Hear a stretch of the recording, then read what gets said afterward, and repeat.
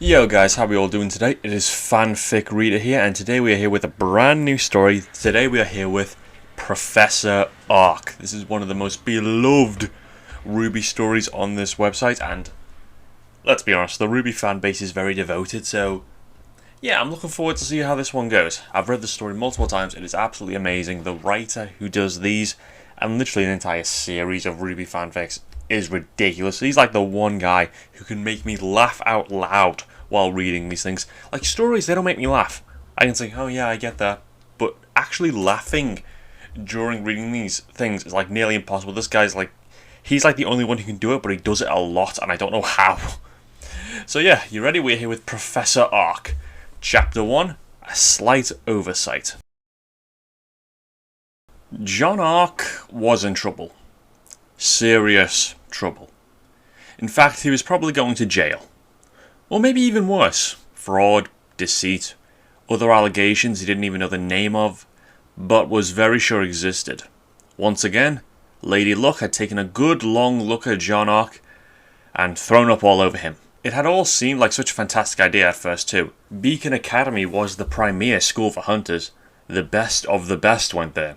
And those that graduated went on to be successful and famous hunters, and then became heroes. He'd always wanted to become a hero, but like most children, he'd whittled away his younger years dreaming and playing, only to find he wasn't fit enough to enter Signal. And now, because he didn't have training from Signal, he wasn't skilled enough to enter Beacon. It was such an unfair conspiracy. It wasn't that he wasn't intelligent or hard-working. He was willing to train for hours if need be. The problem was that he had started too late in his life. Deciding he wanted to become a hunter at the age of 12, that had left around 6 months for him to train for the Signal entrance exams. Of course he hadn't been fit enough. Even with the grueling regime, what could be achieved in just 6 months? He hadn't given up though.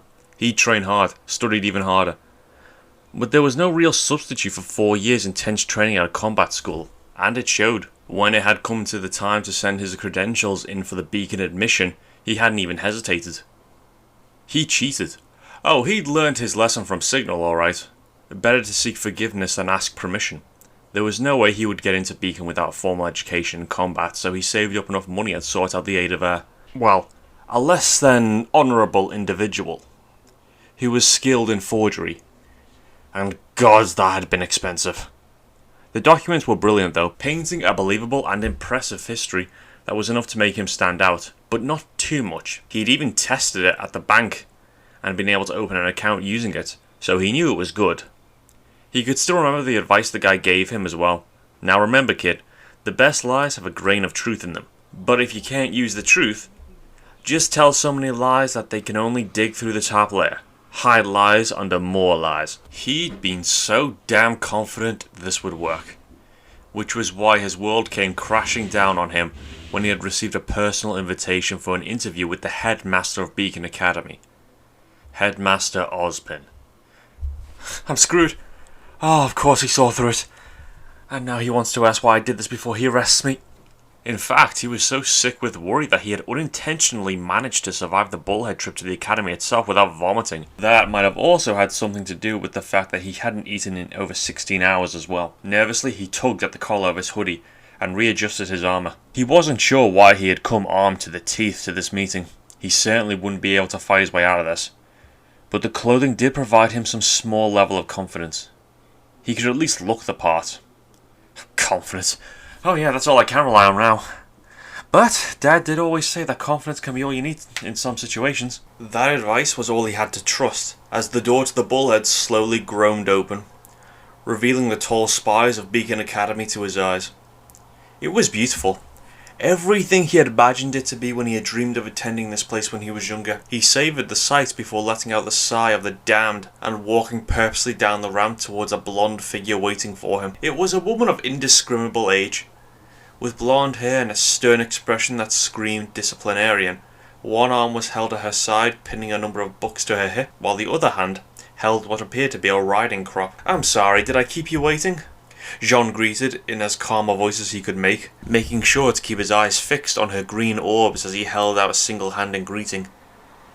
Initially his mind was screaming at him to run, but he stuck to his confident and self-assured persona his forged record suggested he had. Time to go down fighting. The woman nodded back once, reaching forward to shake his hand briefly, still keeping the riding crop in the hand as she did so. She didn't smile at him, but her green eyes didn't show any anger either, which was probably a good sign. Indeed. Thank you for coming, Mr. Ark. I am Glenda Goodwitch, Deputy Headmistress and teacher here. I hope Professor Ozpin's summons was not too sudden. Oh, of course not. I was happy to have the chance to see Beacon in person, John replied easily as he offered the woman a smile. He had to resist the urge to let her die an ugly death when she stared back at him, simply quirking an eyebrow. If you're here to escort me to Professor Ozpin, how about I help you with those books at least? Oh. Yes, thank you, Mr. Ark, the woman accepted with a slightly surprised expression, before she could hide it. Jean took half of the books with a hidden grin, glad that his attempt to distract her had worked. Only a few books, but a gentleman was always polite with ladies, no matter their situation. If you'll follow me, I will show you to Ozpin. She turned away from him as he quickly fell and stepped beside her. Thank you, Mrs. Goodwitch. Miss, actually, she corrected as the two of them passed under the stone arch and into what looked like a large round plaza with a fountain at the centre. Really? Oh, I mean, sorry, John apologised, making sure to add a little fake surprise to his voice. He wasn't surprised at all that she wasn't married, since she looked too damn scary and unapproachable for most men. Even if he was closer to her age, he didn't think he had the stones to talk to her. I didn't mean to assume. Don't worry about it, Mr. Ark, the woman urged, with what actually looked like the slightest beginnings of a smile on her face, barely there for a moment before she mercilessly killed it. Still, it was a start. Okay, think, Jean. Disciplinarian. Apparently strict and is the headmistress. So be polite, formal, flattering, but don't even think about flirting. She helps run the school for young adults. No doubt she gets way too much of that attention as it is. It was definitely important to stay on the good side of anyone here. If it's okay to ask, Miss Goodwitch, do you know why Professor Ozpin wants to meet with me? I'm afraid he didn't explain very much when he called me, and what a harrowing call that had been. Completely out of the blue, he had been too damn scared to ask many questions of the white-haired man. He'd been able to only just get out that he would be able to make the appointment, and confirm the bullhead arrival time. He'd then spend the next week in a panicked agony. And now here he was. I do know, Mr. Ark, but I am not at liberty to tell you just yet. I believe Ozpin would like to meet with you first. I am sorry. No real expression on her face beyond the stern expression he was beginning to believe was standard for her. But the inflection she put on her apology suggested she was, in fact, a little sorry that she could not tell him. At the very least, it provided a little more confidence for him. If this was to throw the evidence of his forgery in his face, then she certainly wouldn't be this polite with him. And definitely wouldn't apologise for keeping things a secret from him. If she was even as stern as her expression, dress and mannerisms suggested. And Jean was very sure of his first impressions here. Then she would be furious if she knew he had forged his documents. Did this mean they didn't know they were fake? Was he going to get away with this? Don't worry about it then. He laughed, waving off his issues as he tugged at his jeans. I'm just worried that I'm a little underdressed for the occasion. Don't worry, Mr. Ark. We understand that for a person of your caliber, you would come to such a meeting armed. It can be difficult to put Hunting Grim aside, even for the more experienced people. His caliber? Yeah. But at least his records have proven themselves, it seems. If she honestly believed he was some kind of hotshot hunter in training, that took a lot of stress off of his shoulders. Especially if this was just some kind of acceptance interview. Or maybe they interview all students before deciding to accept them. Had he panicked over nothing? Ah, here we are. Professor Ozpin is waiting for us inside. Two large doors opened slowly as the woman walked into the room, letting Jean follow behind her as he admired the decor. From the view through the huge windows, he would tell this was the central spire of the academy. Apparently the headmaster's personal office. Apart from the large desk, a few bookcases, the room was rather bare. He had honestly imagined something more from a man as powerful, and no doubt wealthy, as the headmaster of Beacon. But perhaps this was just to create an image. The man's personal quarters could be lavish. Greetings, Mr. Ark, the man stood behind the desk commented, dressed in an immaculate green suit and sipping on a large mug of some hot beverage. Even if Jean had not recognised him as the man who had called him recently, he would have known Ozpin by his fame and distinctive white hair. Swallowing his nervousness, Jean strode forwards towards the desk and held out a hand over the polished wood, his blue eyes staring into brown. A hysterical part of Jean's mind commented that Ozpin's hair seemed quite similar in design to his own. A pleasure, headmaster. He kept his hand steady, waiting as the man seemed to take a long sip of his drink before putting it down and grasping Jean's hand in a firm shake. Glenda stepped forward and took the books John was carrying from him.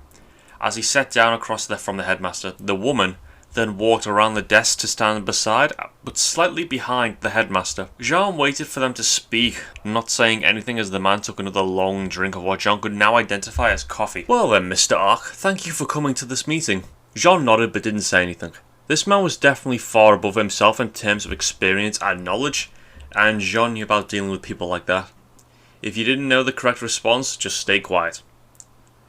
I received your application for entrance as a student of Beacon Academy, and had some time to look over your records.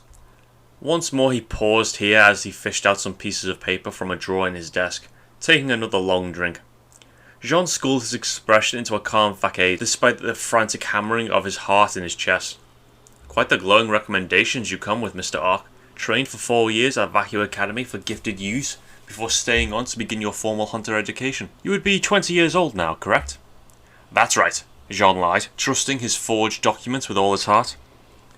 It had been an important move to have him listed as 3 years older than he was, so that he could fit in. The various hunter academies kept in close contact, so it would be clearly obvious if he claimed to be from one, and they checked the records against their database, all except for one school, since it had been destroyed by the Grim 3 years ago. I have heard of many survivors of the attack there. Most did not continue their careers as hunters. The Vacuo Academy for Gifted had been a famous school, and one of the only schools that could train hunters from the first entry at 13 right through to the graduation at 21. It had been attacked and destroyed by the Grim 3 years ago though, and most of the records there had been lost.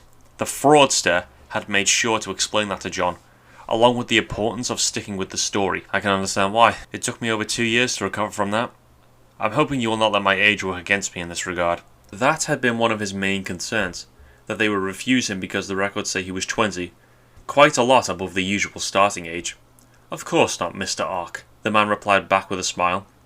3 years is not so much time in the grand scheme of things, and it would be a shame to see such a talent wasted. My concern is quite the opposite, in fact, Mr. Ark.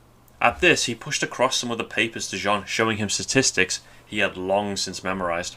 Valedictorian, skilled fighter, excellent tactical skills and a strong grasp of theory, team leader with unparalleled empathy for his team, able to motivate people to work as a cohesive group, even in the worst of situations. His records even claimed he had a few missions under his belt, some taken during the time in Vacuo, others during the 3 years break afterwards. He couldn't claim he'd just sat around for 3 years, so his records painted a picture of a man who had done the best to evacuate the other students, and fought to protect them.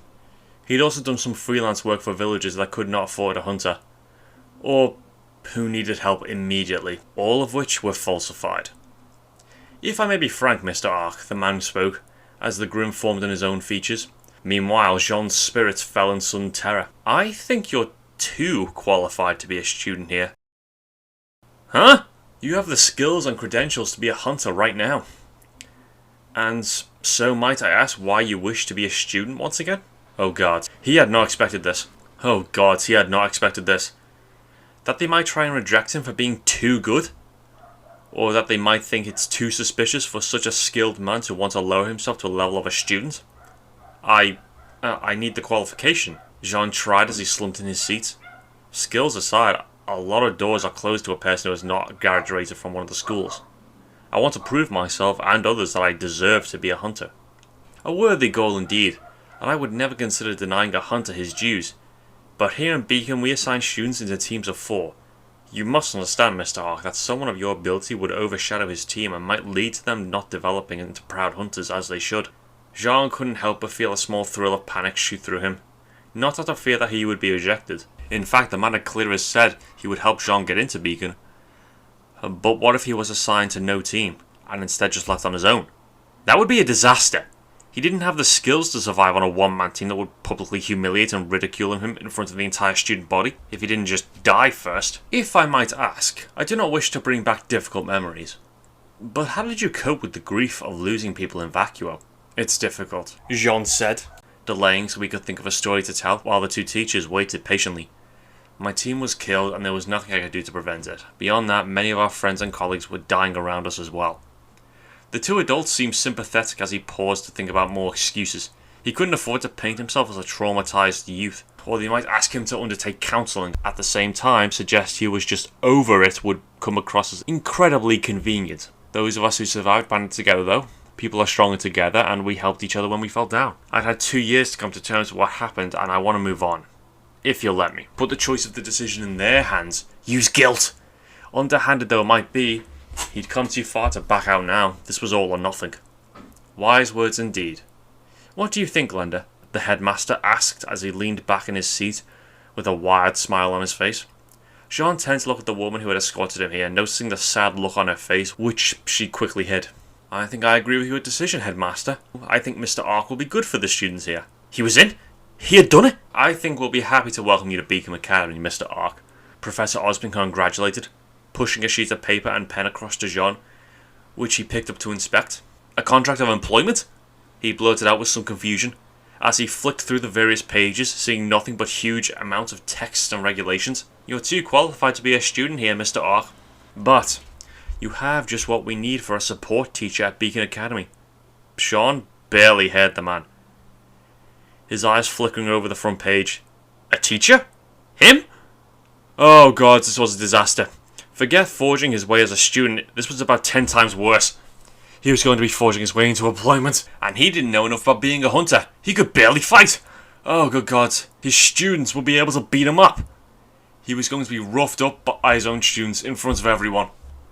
I have no experience teaching, he couldn't help but stammer out, only for his new host to be crushed by the blonde deputy stepping forward. I will be helping you with that, Mr. Ark, she replied as she nodded to him. You will have your own classes, but we will do some training a few days before the term starts. And you can sit in on some of my lessons as well. You will be up to standard for this, don't worry. Oh, that wasn't his worry at all. His worry was more along the lines of humiliation followed by an inquiry, maybe finished up with a lengthy jail time. Your responsibilities will be helping other teachers with their workload, monitoring some lessons, perhaps in some advanced cases shadowing teams on missions as well. You might have your own classes in a few months, but they would be irregular subjects. Can you give me an example of what subjects you might be thinking? Jean asked. Half to give him more time to think up excuses, but also so that he could get some bloody studying in on whatever subjects those were. I have long wanted to offer a course for those who have experienced loss or difficult missions. Perhaps on coping in stressful situations, or simply camping. They would be optional courses, and you wouldn't be required to grade or offer exams. Ha! That didn't sound too bad. If they weren't graded, then arguably there's no way to prove he couldn't do the job. Was there? He wanted to refuse, to explain that he had applied as a student and wanted to become one, to be part of a team. But that wasn't what Jean Arc, survivor of Vacuo, would do. He was a leader, a man with standards and confidence, who had survived where others had died. Anything else could reveal him as a fraud. I suppose I don't really have a choice, do I? Jean joked to the two, while internally his mind screamed in agonized pain. Welcome to Beacom Academy, Professor Ark. Oh, f*** my life. Okay guys, and that was the first chapter 1 of Professor Ark. Like I said at the beginning, this is one of my favourite stories, and it is a chunky story. Over 580,000 words, and there's 2 stories to this Professor Ark story. It's crazy, but it is good. It was written by something Al-Aran. I can't say the first bit. I don't know pronunciations that well. Here's the image of him giving me permission to do this story. As I've said before, I do ask permission beforehand. So yeah, please let me know what you think in the comments down below. And if there's any other stories you want me to continue with or recommend, just let me know as well. Please like, subscribe, and I'll see you in the next chapter.